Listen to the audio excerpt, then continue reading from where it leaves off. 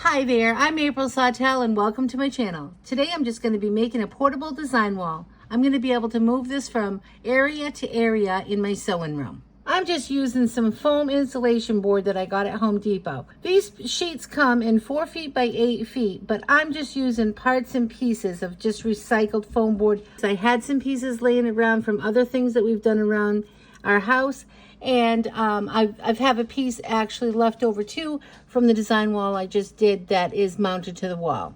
The design wall I'm making is going to be 45 inches by 65 inches. I'm just going to give this a pillowcase top, so it's going to be a reversible portable design wall. What you're going to need for this project is you're going to need a pair of scissors, you'll need some safety pins or duct tape, you'll need an insulation board, you'll need a piece of batten at least 2 times bigger than your insulation board. You could also just piece some batten together.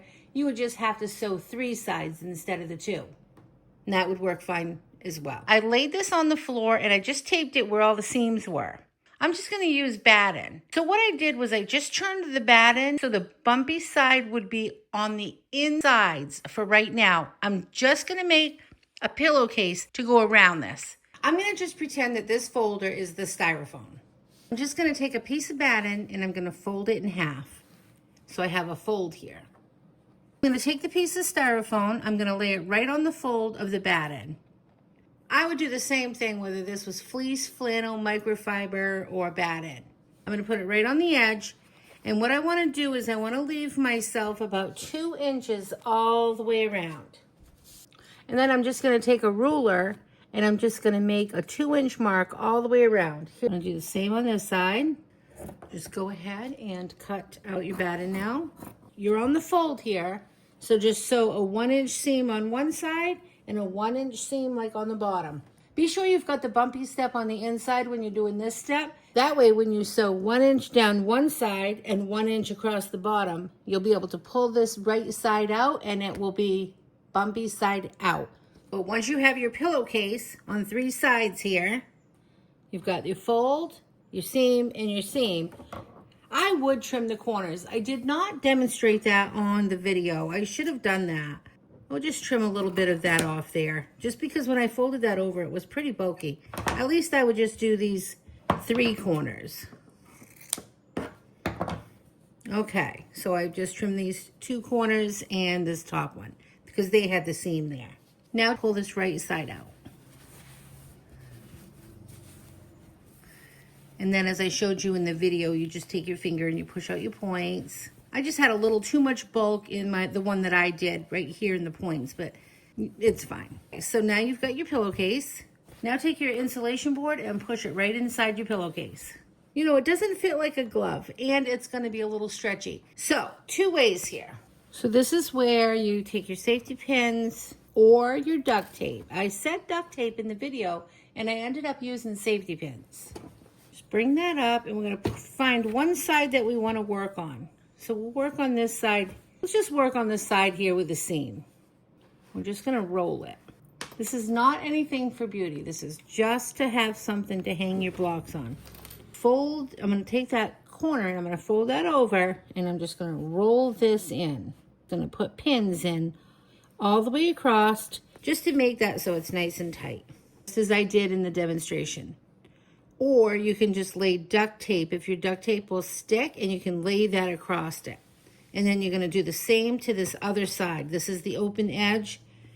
I would just fold it like a present here and I would roll that up. I'd have those meet right here just as I did in the demonstration, and I would pin or duct tape this. Then you would have your board. What I would recommend is to not use black duct tape. When I use black duct tape, you can see in the demonstration, you can see my line. It's okay. I'm not going to go back and fix that right now. If it does bother me, I will put another piece of batten over it in the future, and then you wouldn't be able to see it. But just to get me started, it's going to be okay. And I'm just going to tell you, don't use black duct tape if you don't want to see it, see the lines. Okay, let's get started. I'm leaving the bumpy sides on the inside because when I turn this over, I want the bumpy sides on the outside. And this is a double-sided display wall. So I want this on both sides, bumpy sides on both sides.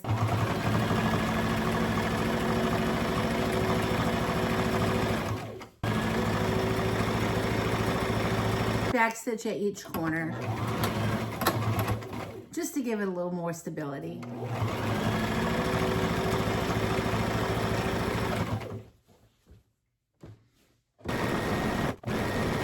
Okay, I've gone around 2 sides now. I'm probably gonna have a lot of bulk because I left a whole inch seam in there.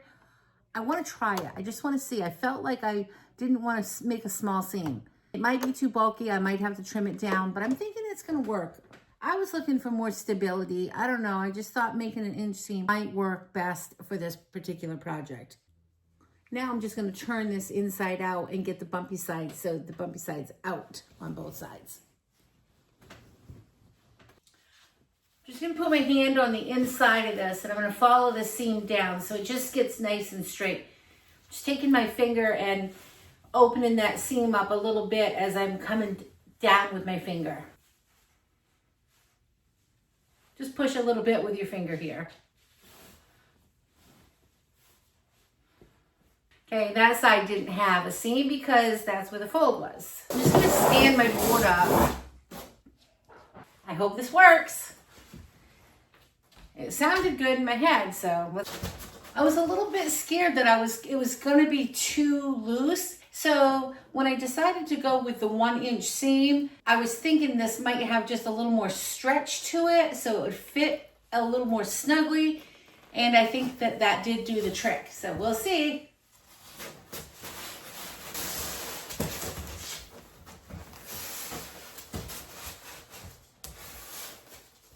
I need help with this because I just don't want to stretch that batting too much. So I'm going to try one more time. If I can't get it, I'm going to have to ask somebody for help. I'm going to try to keep the seam lined up on this side. I'm going to pull the batting tight.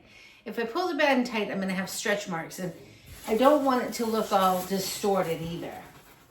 So just take your time pulling it. I'm just lining up the corners here. The other side didn't have the seam over there, so, and the seam at the top. So I got this corner pretty well lined up. Pull. Just want to be gentle. You can see it's loose in some of the spots, like baggy. So what I'm going to have to do, I'm going to have to just keep maneuvering this until I can feel like it's got the tightness that I want. I'm going to roll this at the bottom and I'm just going to duct tape this across. I'm trying to bring all of the loose stuff to one side and one bottom. That way when I do the duct tape, I don't have to go all the way around. So I'm just going to start flattening this out. I decided that I want the duct tape on the side that has the seam because the seam is a little bit off and I pulled a little bit much over here. And you can see it's a little distorted. So I think that's where I'll put the duct tape. I'm really glad that I went with the big 1 inch seam because now that I'm moving this around, it's getting looser and looser. So this may end up needing tweaking as I go too. And that's okay with me, that it was gonna be just a put together piece, but I figured it would do what I needed it to do. If I have to keep pulling this tight, that's no problem.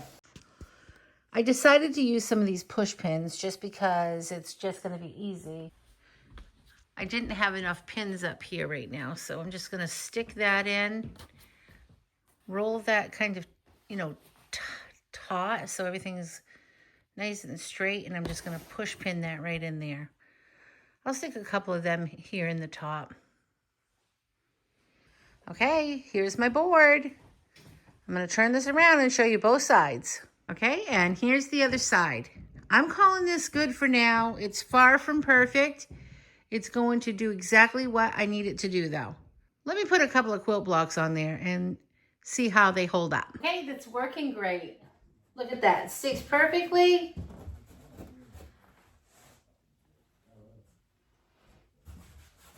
And if I'm working on another quilt, I can just flip this around and have another quilt going at the same time.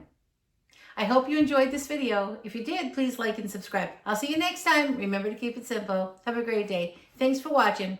Bye. Say bye, little Miss Reddy Thready.